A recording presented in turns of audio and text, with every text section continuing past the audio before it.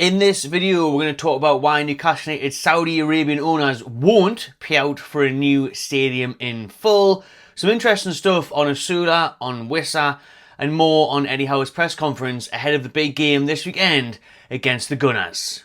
Before we get into today's video, a big thank you to Midnite for supporting us on this one. You can scan that QR code on your screen there now or hit the link in the description to get your free bets once you place that £10 bet. So if you're betting this weekend, get yourselves on Midnite. Fastest payouts guaranteed, best odds guaranteed, easy to use app. You get your free bets on there as well. It's an absolute no-brainer. So wait until the end of the video to see my tip for this weekend as well.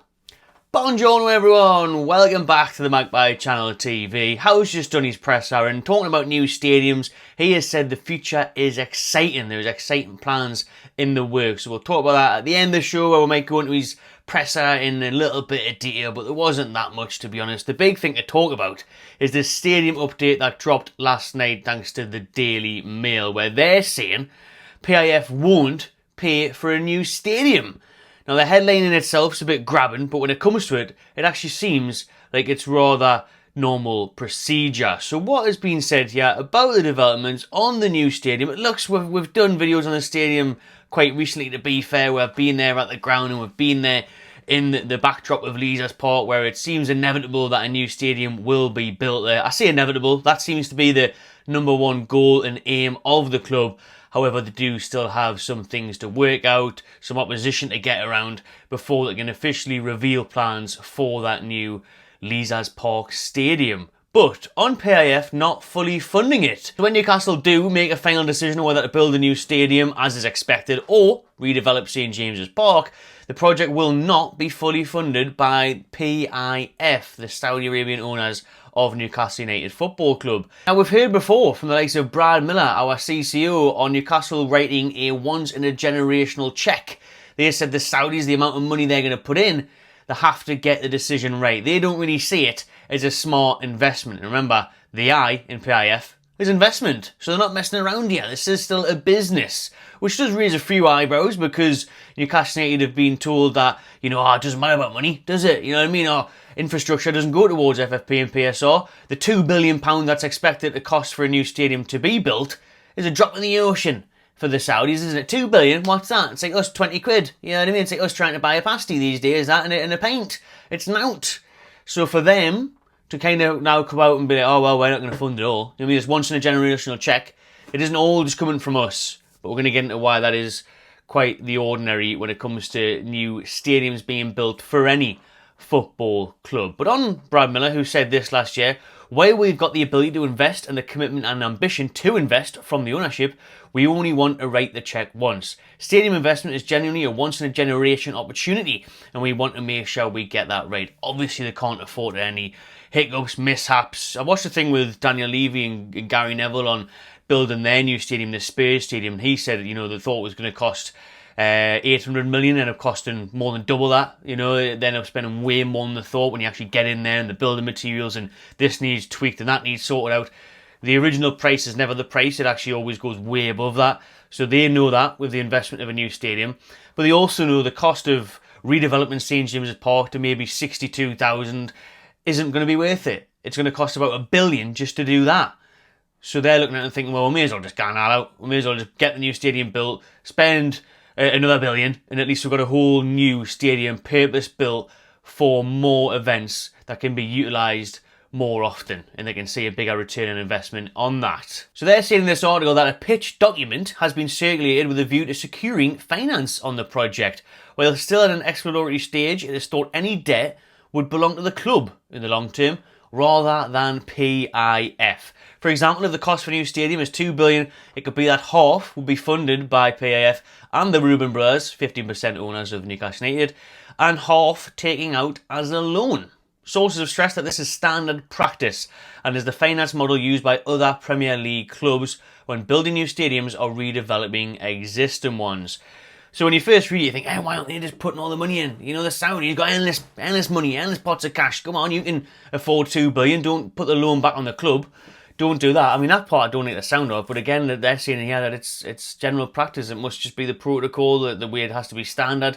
So that's the way we're going to have to go here. I think initially when you see it, you hear about it, you're like, what? They're putting it all in. Bloody being tight already. Oh yeah, you got unlimited funds. Quite literally, to be honest with you. These would spend $2 billion on getting Tyson Fury to fight Joshua in Saudi. So I'm sure they can spend it on, for one night. I'm sure they can spend it for building a stadium for the two, and that's going to last forever, hopefully. A very long time at least. This ground's lasted hundreds of years, so this one with the potential of, expansion and whatnot, it's a long-term investment. So hopefully, you think they have the money to pump in there, and they do, but this seems to be the generalised practice here. Everyone has been reminded that PIF is not a sugar daddy, so, you can't just go there, ask for money and get out in return. Remember, they are, as I've just said, PIF, Public Investment Fund. They see it's a business. They want a return on their investment.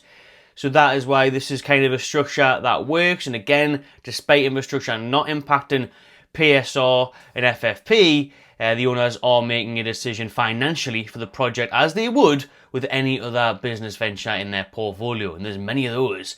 It is likely that a special purpose vehicle, a new company, would be created to facilitate the stadium project. See all these little things that they get around and loopholes, and it's how it works, how business works, and they're doing it obviously the smart way, as they should. Now, it is the majority preference of those working on the project that we do get a new stadium built on Leazes Park. The hope will be it becomes a self-sustaining asset as a multi-purpose venue, much like Spurs' stadium hosting an NFL, concerts, boxing, all the rest of it, as we've just said in that little bit before where I mentioned they want that return on investment. They want their money to go further, and it would do if you could bring bigger and different varied events to Newcastle in their new stadium. So let us know what you think on that stadium update. I'm still pretty sure that it will be built in Leazes Park in Newcastle, just finding out different ways of financing it and going along the right standardised protocol. So there we go. Hopefully we'll have an announcement, God knows when, next year maybe, probably before the season ends, maybe just after the season ends, on the stadium decision. And then obviously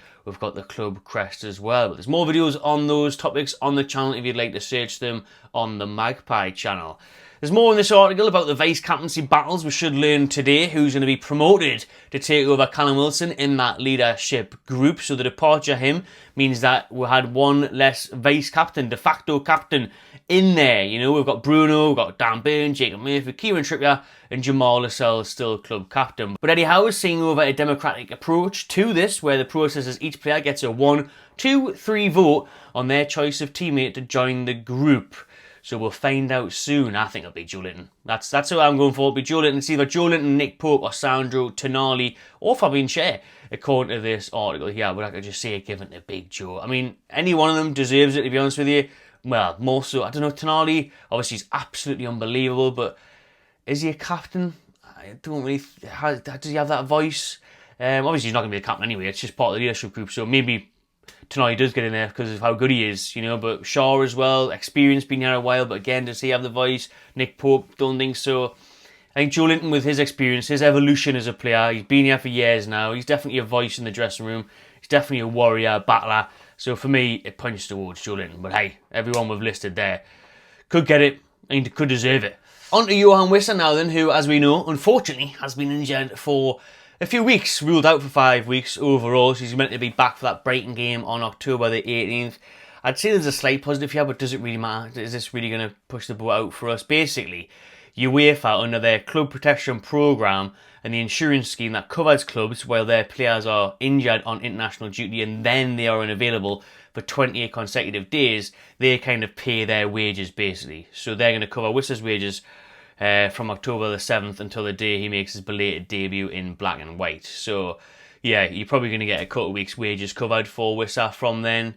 I mean, it's good for us in the sense that how harsh is it that we're paying his wages when he hasn't even kicked a ball for us on the training ground yet. It's a killer blow. We could have really used him in the last couple of games, especially Barcelona, the rotation there, off the bench. This weekend, a similar thing where he just gives you a different option, an out-and-out goal scorer. We know about Volta, he drops deep, he's unique. Wissa's kind of that, poacher, predator, goal scorer.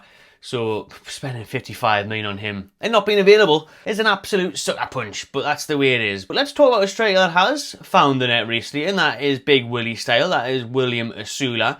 And it's came out here that it was actually Newcastle's Saudi owners that pulled the plug on his deadline day move to Frankfurt. Well, that is also because the German side tried to renegotiate the deal. So a permanent deal totaling around 30 million was all but agreed with the Bundesliga club, and Osula was ready to leave the Denmark national side training camp to complete the transfer. Newcastle did have a buyback clause included for the striker, which is good. Learn him a lesson finally, because we haven't got one for Elliot Anderson, which gets me more and more wound up every single time I see him play, because he's absolutely unbelievable, as he was for Forest this week in Europe. And Minter is really scoring this season and doing great, so yeah, no buyback clauses on them is shocking, but we didn't really have the time and we weren't in a position of power to get that in, really. We're desperate, so nightmare. However, we did have one included for Osula. Obviously, he only joined the club 12 months ago from Sheffield United, hasn't really got much game time, hasn't really done much, I would say that, until this season. I think it's actually worked out well keeping him. You know, the fans always liked him, always like his character, his personality, but he does need to offer a lot more in front of goal. But to be fair to him, off the bench against Liverpool, scored. Leeds away was disappointing. I thought that was like, ah, shit, yeah, that's the Osula I wouldn't have mind selling. But, you know, Liverpool scored, and Bradford during the week took his chances. Well, he did have lots of chances, could have scored more, but really, getting a brace, can't complain at that.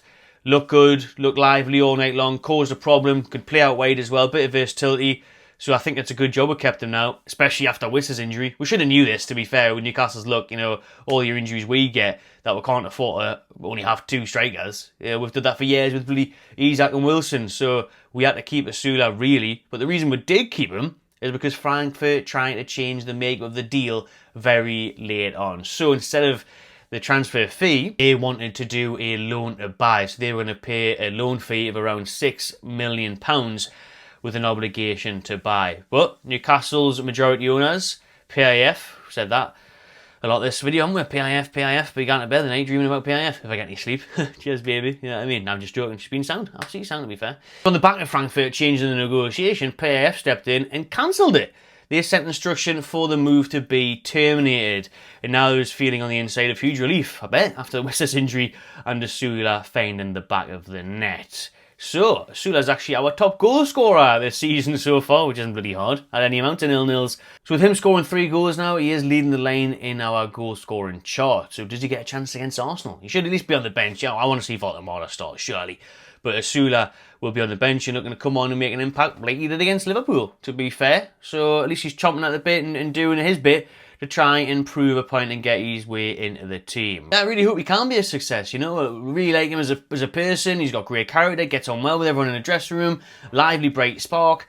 We just need to see him doing what he did against Bradford on a Premier League level, and that's the difference. Like, can you step well? It's League One to the Premier League, but he's shown glimpses with Eddie Howe's coaching. Let's hope we can kick on and play a big role this season. So it is Arsenal on Sunday, and I tell you what, we did a video with Robbie last night from AFTV. It was a live one.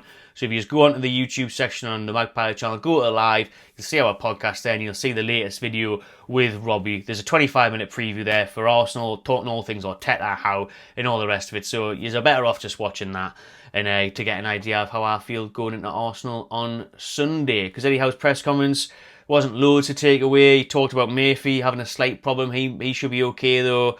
You know, the defence is going to get rotated this season because of all the games. Voldemort I sees as a 9 because we don't play as a 10, so we're going to obviously develop him and try and work that way.